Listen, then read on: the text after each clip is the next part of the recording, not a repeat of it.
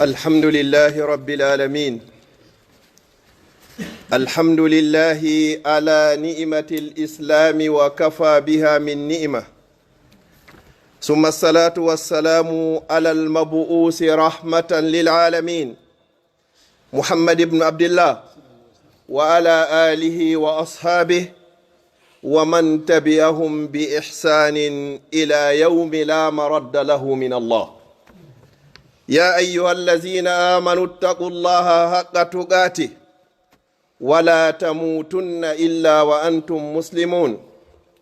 يا أيها الناس اتقوا ربكم الذي خلقكم من نفس واحدة وخلق منها زوجها وبث منهما رجالا كثيرا ونساء، واتقوا الله الذي تساءلون به والأرحام إن الله كان عليكم رقيبا. يا أيها الذين آمنوا اتقوا الله وقولوا قولا سديدا يصلح لكم أعمالكم ويغفر لكم ذنوبكم، ومن يطع الله ورسوله فقد فاز فوزا عظيما.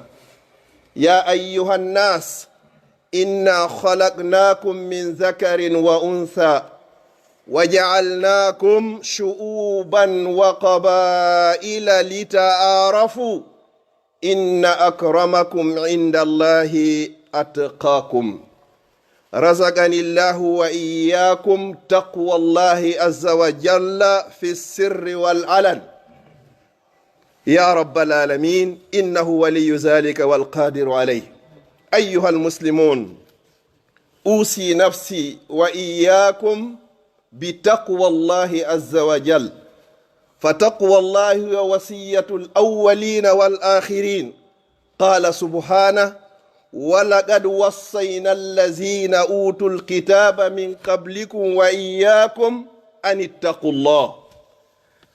سئل الإمام علي رضي الله عنه عن التقوى فقال: هو الخوف من الجليل والأمل بالتنزيل والرضا بالقليل والاستعداد ليوم الرحيل، ليوم لا ينفع فيه مال ولا بنون، ليوم يفر منه المرء من أخيه وأمه وأبيه وصاحبته وبنيه، ليوم يود المجرم لو يفتدي من عذاب يومئذ ببنيه وصاحبته وأخيه وفصيلته التي تؤويه ومن في الأرض جميعا ثم ينجيه، ليوم لا ينفع الندم، فالآخرة دار جزاء بلا أمل، والدنيا دار عمل بلا جزاء.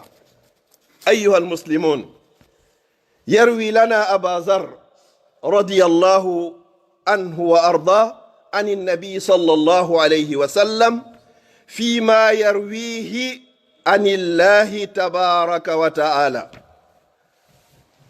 أنه قال: يا عبادي نداء لكل من يعرف أنه سيموت، نداء لكل من يعرف أنه سيأتي يوم من الأيام وهو موقوف بين يدي الله عز وجل. يا عبادي إني حرمت الظلم على نفسي وجعلته بينكم محرما فلا تظالموا. يا عبادي إني حرمت الظلم. الله سبحانه وتعالى حرم على نفسه ظلم العباد، وما ربك بظلام للعباد للعبيد. musidɓe julɓe tedduɓe teddirɓe diina, ɓawon yettude Allah o bajjo sendiɗo wawɗo mo ronkata wiyeteɗo Allah, mo mara nando, mo mara ɗimmo, mo mara ka fuɗɗi, mo mara ka haaɗi. juulenge ɓurnaɗo tageefo ngon sallallahu alayhi wa sallam, kanko e ɓeygure makko e dendangal sahabaɓe makko e kala wonɗo e laawol ɓeeɗo ila yawmil qiyama, du'ano mawɓe meɗen wuruɓe fatiɓe toro Allah yo Allah ɓoynidu en e wuruɓe yafano en fatiɓe ɓen. haray mawdu meɗen ko almujahada ko tinnagol. hadis on ko fillimo ko Aba Hurayra. hadis on ko hadisul qudusi. Allah subhanahu wa ta'ala noddi jiyaɓe makko ɓen fof o noddiri en kadi bismil ibad kono yo jiyaɓe am. ya ibadi kono yo jiyaɓe am. inni harramtu zulma ala nafsi, min dey mi harmini tooñe e jaati am min Allah mi tooñata on. wa ma rabbuka bi zallamin lil abid wa ja'altuhu baynakum muharrama, mi waɗi kadi tooñe ɗen hakkundeji moɗon koko harmi wata on tooñidir. fa haqqullahi yu'fa wa haqqul ibadi la yu'fa. haqqe kala ko waɗɗa Allah sa tuubi a ruttiki ka makko a laɓɓini Allah yafotomo. amma ko waɗɗa jiyaɗo on kon waɗɗa tagu Allah ngun kon ko il faut kanko o yafanoma. o inni mi harmini e wonki an tooñe fala tazalamu, wo wata on tooñidir. ya ibadi nida'un akhar ayyuhal muslimun kullukum dallun illa man hadaytu fastahduni ahdikum. kullukum dallun, alhidayatu min Allah subhanahu wa ta'ala. inna allaha yahdi man yasha wa yudillu man yasha. o noddi e noddandu ɗiɗamo o inni ko ono yo jiyaɓe an on fop moɗon ko on majjuɓe sina on momi fewni. peewal koye juuɗe Allah subhanahu wa ta'ala woni. o inni fastahduni, torelam peewal ahadikum, on sayno min mi fewnay on. nida'un akhar ya ibadi kullukum ja'i'un illa man at'amtu fastat'imuni ut'imukum. en fof meɗen kadi woko e weelaɓe. sa heɓi ko ñama ko immorde Allah subhanahu wa ta'ala. qala maulana azza wa jalla wa fi samai rizqukum wama tu'adun. arsike moɗon on ko dow ga woni, ko ton iwata ara e kala kadi ko foda ɗon kon. a wawata heɓugol goɗɗum si wona Allah subhanahu wa ta'ala woni ko jonnuma. nida'un ya ibadi kullukum arrin illa man kasaytu fastaksuni aksukum. on fof moɗon kadi ko on holuɓe, goto e moɗon mara conci.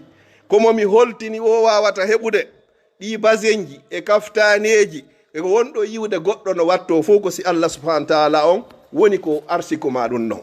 ko ɗum sa ɓornike concol hiɗa hani yettugol Allah subhanahu wa ta'ala, waɗa concol ngol rewirgol Allah fi wata concol ngol wullitoyo e hoorema yawmal qiyama.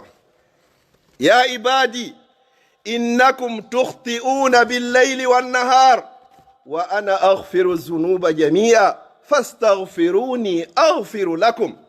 kono yo jiyaɓe an hiɗon waɗa bakkatu jemma e ñalorma, foofango e artirango, hiɗon faggito bakkatu. wo kadi Allah inni ko min woni yaafotoɗo bakkatu, torela yaafagol mi yaafoton. qala subhana qul ya ibadiya allazina asrafu ala anfusihim la taqnatu min rahmatillah inna allaha yaghfiru dhunuba jami'an innahu huwal ghafurur rahim. wa qala alayhi salatu wassalam wallahi inni la astaghfirullaha fil yawmi wal layla akthara min 70 marra wa fi riwayatin akthara min 100 marra. ñande be hiɗe wadde bakkatu, sono be hiɗe wadde bakkatu. Allah inni ko mi woni yaafotoɗo bakkatu, to relan son torikilan tumi yaafoto. inna allaha yabsutu yadahu bil layli liyatuba musi'un nahar wa yabsutu yadahu bin nahar liyatuba musi'ul layl. wa qala alayhi salatu wassalam man taba qabla an taghruba ash-shamsu min maghribiha taba Allahu alayhi. subhanallahi allazi la yamut. kala goɗɗo ko waɗi bakkatu sa tuubi ko adonange ngen fuɗirde ka mutirde, ko adi wonki makin hewtude ka hono nder dande, alandiki Allah yaafuye o yaafotoma. no tawa e inde Allah ɗen al-ghafur yaafotoɗo, no tawa e inde Allah ɗen al-ghaffar hewɗo yaafagol. ala ko welata Allah tuma jiyaɗo waɗi bakkatu ha gayni fewti Allah winni Allah mi bonnima mi torikema accanan. Allah inna mi accanima. nelaɗo sallallahu alayhi wa sallam o ɓe maki yabnu adam law balagat zunubuka anana sama summa astaghfartani ghafartu lak. wosi bakkatuji maɗi ɗi yehi haaɗi hebbini kammul ɗin fof a tuubi a ruttike ka Allah inni yo accane Allah kadi o accante. ya ibadi innakum lan tablughu durri fatadurruni wa lan tablughu nafwi fatanfa'uni. kono yo jiyaɓe an jiyaɓe fof noddi wo on wawa feere on mara doole on mara feyra fi lorrugollam min Allah on mara feere on mara doole kadi fi nafgollam min Allah hay hunde. konon haton jini e an ya ayyuhan nas antumul fuqara'u ila Allah wallahu huwal ghaniyyul hamid. kono yo yimɓe kono woni wasuɓe ko onon besonni e Allah subhanahu wa ta'ala. Allah besonnaki hay e goto. Allah haton jina hay e goto. ko ɗum ko jabbar ko mutakabbir ko o mawnintiniɗo fi honɗum no hananimo kadi ka o mawnintino fi honɗum himo gaynani hoore makko. ko mbo woni hana mawnintinade komo gaynana hoore mum. hay goto e meɗen gaynana hoore mum. oɗon sinela sallam maki la yadkhulu ljannata natata dey aljanna. qila man ya rasulallah qala alayhi salatu wassalam man kana fi qalbihi min mithqala dharratin min alkibr. kala mo woni e ɓernde mum ko fotata e gabbun zarra e ko wiyete ko mawnintinare o heɓata urgol aljanna wona fere o heɓa aljanna. bakkatu hun gotum kun iblisa waɗi kun ko mawnintinare. nde iblisa wi'uno ana khairum min ko min ɓuri moƴƴude e adam khalaqtani min nar wa khalaqtahu min tin. min a tagilan e loopal a tagi adama oɗo a tagila min e yiite a tagi adama oɗo e loopal. ana khairum min kala mo yiɗano tappa ɓernde inna ko min ko menen o ƴetti fedde iblisa. ko bakkata ɗo goto petti woni ko iblisa woni ko waɗi ko. joni noon ma huwal kebr ko ɗum wiyete mawnintinare ko batrul haqqi wa khamtu nas ko salagol jaɓugol goonga e yawitagol yimɓe ɓen. goonga wowle dara tawa pellet o ko wowli ko ɗum ko goonga ko non woniri ko non haniri kadi. kono dara ka goonga on wi'i ɗon iwi ɗon saloraɗa ƴettugol goonga on ɓay ko kaarijo ma ko kaari e wowli a woni neɗɗo mawnintinaɗe. ko ɗum halkuno iblisa. ɗin mun ɗum kadi honɗum yawitagol yimɓe ɓen mo yiwɗa wo ko an woni ko ɓuri. yo Allah dande bone mawnintinare. ya ibadi law anna awwalakum wa akhirakum wa insakum wa jinnakum kanu ala atqa qalbi rajulin wahidin minkum ala atqa qalbi rajulin wahidin minkum ma zada zalika fi mulki shay'a. ya ibadi law anna awwalakum wa akhirakum wa insakum wa jinnakum kanu ala atqa qalbi rajulin wahidin minkum ma zada zalika fi mulki shay'a. wosi tawi adiɓe on e sakkitiɓe mon fof on woni e ɓernde gorko goto e kulol Allah on huli lammin Allah ɗum ɓeydata hay hunde e laamu an. ya ibadi law anna awwalakum wa akhirakum wa insakum wa jinnakum kanu ala afjari qalbi rajulin wahidin minkum ma naqasa zalika fi mulki shay'a. son foppon hawtiti on rewi Allah no hanira rewirede non ɓeydata e laamu Allah sina yeru ko mesalal ittata e maayo. si foppo e moɗon adiɓe e sakkitiɓe en hawtiti en yeddi Allah subhanahu wa ta'ala adiɓe e sakkitiɓe yimɓe e jinna en yeddimo ɗum ɗuydata e laamu Allah ngun sina yeru ko mesalal ittata e maayo. ya ibadi law anna awwalakum wa akhirakum wa insakum wa jinnakum qamu fi sa'idin wahidin fasa'aluni fa'ataitu kulla insanin mas'ala ma naqasa zalika mimma indi illa kama yanqusu al-mikhyatu idha udkhila al-bahr. subhanallah. Allah subhanahu wa ta'ala wadali hadithul qudusi kono yo jiyaɓe an adiɓe moɗon fof e sakkitiɓe yimɓe moɗon fof e jinna moɗon si moɓodiri fof e tumbere wotere mo be moɗon torikelan mi jonnay mo be moɗon ko faala kon hara ɗulutaki hay e hunde e laamu an e ko mi mari kon si wona yeru ko meselal ittata e nder maayo. ya ibadi innama hiya a'malukum uhsiha lakum summa uwaffiha iyaha faman wajada khairan falyahmadillah wa man wajada ghayra zalika fala yalumanna illa nafsa. wo ko wonɗen e gollude kon ko hoore meɗen wonɗen e gollande. Allah o ŋoɓinira ɗum ɗo fop o marana en ha yawmal qiyama o jonnitama joddi ko gollunoɗa kon. wo fa man wajada khayran kala tawoyɗo ka talkuru kuuɗe muɗum ko moƴƴi falyahmadillah wo hara yo yettu Allah.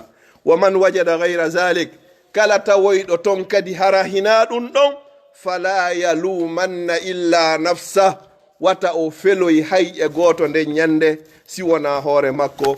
aqulu qawli hadha wa astaghfirullah li wa lakum fastaghfiruh innahu huwal ghafurur rahim.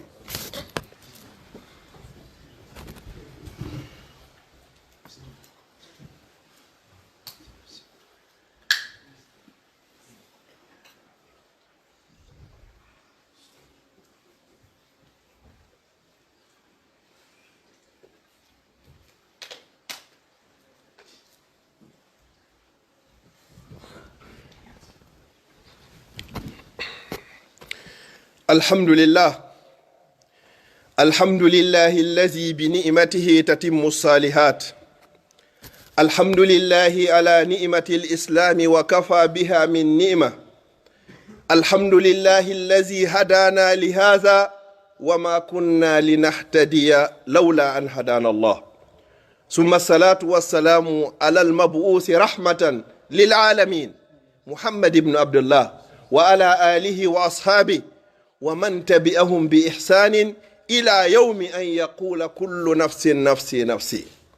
أما بعد فأيها المسلمون، قال الإمام أحمد بن حنبل إمام أهل السنة والجماعة رحمة الله عليه رحمة واسعة: ليس لأهل الشام حديثا ليس لأهل الشام حديثا أشرف من هذا الحديث. هذا هو قول إمام أحمد بن حنبل رحمه الله. musidɓe julɓe tedduɓe, ɓaawo en yettude Allah laawol ɗimmol, yettamo e dow nemaji ko o nemini en. Allah neminiri en nemaji tawata ko la tu'addu wala tuhsa, en wataɗi limude, en wataɗi moftude. enen ɓe seniɓe ɗo fof mo be aro e hoore koyɗe muɗum hino yaha, ɗum ko nema. arɓe ɗo ɓen fof mo be aran hoore mum tawa hino yi'a, hay goto ala kay ɗo weede. arɓe ɗo ɓen fof mo be yaltu leer mo faalaka suudu muɗum ari, wona o landiɗo permission tawata si o yalta. ɗum ko nema noon. no woodi woɓɓe jogaɓe ko sa'iji ɓe yaltata, nde ɓe yaltata wo kadi ko gooɓe ɗo ɓe lando permission goɗɗo ɗowta ɓe. no woodi woɓɓe si ɓe yaltay haray ko ɓe ruugu, woɓɓe hara koye pusji arata, Allah dandima ɗin ɗon. woɓɓe si ɓe yaltay hara ko ɓe joge ko ɓe bambe, Allah dandima ɗin ɗon. ɗum ɗo fappu ko nemaji. wa in ta'uddu ni'matallahi la tuhsuha. sen inni e limay ɗen wata andude ko ɗi jelo. kono enen anduɗen nema ko si mbuuɗi heɓaki, ko anduɗen nema ko si kaydi heɓaki. na ɗum ɗo wiyete nema. nema ɓurɗo mawnude e nema ko Allah subhanahu wa ta'ala nemini bani adama on kon ko nema l'islam. kala mo Allah neminiri l'islam haray o neminima ɓurɗo e mawnude on. fa inna a'zam ni'matin allati an'amaha Allahu biha ala ibadi fa huwa ni'matul islam wa kafa biha min ni'ma. neɗɗo si a perdi kala ko perdete e aduna, sa a perdari diina ma kan haray hay hunde a perdari. neɗɗo so heɓi kala ko ɗaɓɓete e hoore o aduna, so faɗi l'islam haray o faɗi fow, haray hay hunde ala ko heɓi.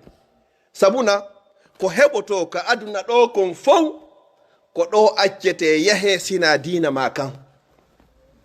wala qad ji'tumuna furada kama khalaqnakum awwala marra wa taraktum ma khawwalnakum wara'a zuhurikum. nde ɗa yaha a yadata hay e hunde, ɗa yangani ndi jawdi, ɗa yangani otoje, parcelle ji, cuuɗi, hectare ji, ferme ji, cuuɗi labaɗi, ɗum foppu hiɗa yangani, hay hunde a yadata sina metere 5 kasanke. ko ɗuni wa taraktum on acci ma khawwalnakum to fiidul umum, dendangal ko ɗaɓɓuno ɗon doguno ɗon fi aduna, on acci ɗum wara zuhurikum artiga kadi no men tagirnoma noon awwala marra fewndo araynoɗa arno hari hay kasange hun aboumaka arno hiɗa wirti hoota noon ɓay a woni helli faaɗo ɓe ɓuuma ma fiwata awra ma o yaltito kono a acci fof ɓawga walihaza yaqulu alayhi salatu wassalam yatba'u lmayitu thalatha ahluhu wa maluhu wa amalu fayarji'u isnani ahluhu wa malu wa yabqa ma'ahu fi qabrihi amalu ko ɗum sinela sallam maki si goɗɗo maayi ko yimɓe tato ɗowtamo ɓeygure ma nden ɗowtete jawdi ma ndin ɗowtama golle maɗen ɗowtama wo ɗiɗi yilto lutta pihu gotum kunnon kun ina mi sali en yaada e net sabu no alaka mi lutta ga ko an gollunola ɓeygure ma nden ko ɓe wullu ɓe joge ɓe yilte sonnajo on o susta hay yarugol ka berɗe paygoygoy joge wata on ɓannu fayɓe ɓen ha ɓe yafure ɓe maɓɓe ɓe traumatisoto ko ɓe noon an pesunoma rewugol Allah hande ɓe falaka ma yewde sonnajo on ko kanko ni hande o susatama jokkude wa taraktum ma khawwalnakum foppon acciga ɓeygure nden nde yilto ɓe ƴetta ɓe tumba maka ɓe tumba e maɗon jawdi ndin kadi oto natata e berɗe garo yengal to ko an andi ko honno ɗaɓɓirnongal ñawli jawli riba hande ma yi a acci ribaji ɗen ɓawma a acciɗe on yadata ko ɓuri mawnude e bakkatu fof ko ya waɗu bakkatu hara si a maayi kadi bakkatu on o jokkitete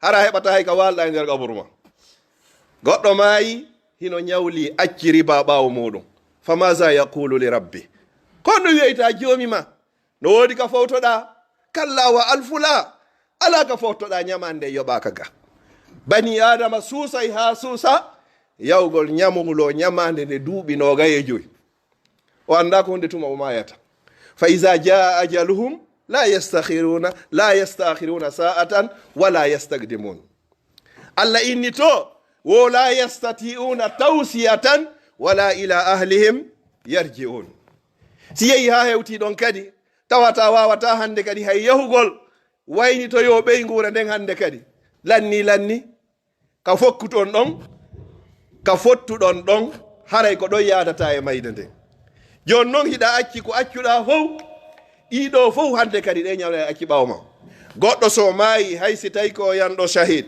hara ko yanɗo shahid hara mo ñawli mbuɗo goto teppere makko natoyta aljanna fodde ɗum ɗo yoɓaka haqqullahi yufa wa haqqul ibadi la yufa joni noon piiji ɗiɗi yiltike ɓeygure nde yiltike si tawi noon ko sonnajo on e ɓiɓɓe ɓen an pesunoma sakkinoma haɗi rewa Allah hande noon ɓe selima golle waɗen ɗeɗo ina yaade ka gaburu walo takko ma on seedata ɗon ɓay ko an golluno jawdi ma ndi yiltike pellet jawdi ndin Allah landitoytoma fi mayri mbuɗu wa an amalihi wa an malihi kama jaa fi lhadis lan tazula qadama abdin yawma alqiyama hatta yus'ala an arba wa min bayni hadhihi al-arba wa an malihi jawdi makko nin min ayna iktasabahu ko honto ndindi heɓi wowliraɗo mbuɗu si ɗon gasi haray gasari wa fima anfaqa ko honto gandi dépensano a heɓi ndi ka daki a dépensi ka daki wallahi haray moƴƴi a heɓi ndi ka harmi a dépensi ka harmi wallahi khaba wa khasira haray on tigi perdi a heɓi ka daki a dépensi hande kadi ka harmi khaba wa khasira on tigi perdi a heɓi ka harmi a dépensi ka daki la yusmin wala yukhni min jo hay hunde ala ko nafata bani adama inna allaha tayyibun la yaqbalu illa tayyiba allah ko laaɓuɗo pos o jaɓata hay hunde kadi ko tawata hina ko laaɓi mi toriki allah subhanahu wa ta'ala yo allah okku en timmode moƴƴere allahumma la tufarrig hadha al-jam'u al-mubarak illa bi dhanbin maghfur wa sa'yin mashkur wa amalin mutaqabbalin mabrur اللهم اجعل جمعنا هذا جمعا مرحوما وتفرقنا من بعد تفرقا معصوما اللهم لا تجعل فينا ولا معنا ولا من بيننا شقيا ولا مطرودا ولا محروما اللهم إنا نسألك الهدى والتقى والعفاف والغنى اللهم اجعل لنا من كل هم فرجا ومن كل ضيق مخرجا ومن كل بلاء آفية اللهم إنا نسألك من الخير كله عاجله وآجله ما علمنا منه وما لم نعلم، ونعوذ بك من الشر كله عاجله وآجله ما علمنا منه وما لم نعلم. اللهم إنا نسألك الجنة وما يقرب إليها من قول وأمل، ونعوذ بك من النار وما قرب إليها من قول وأمل، برحمتك يا أرحم الراحمين. وصلى الله وسلم وبارك على نبينا محمد وعلى آله وصحبه.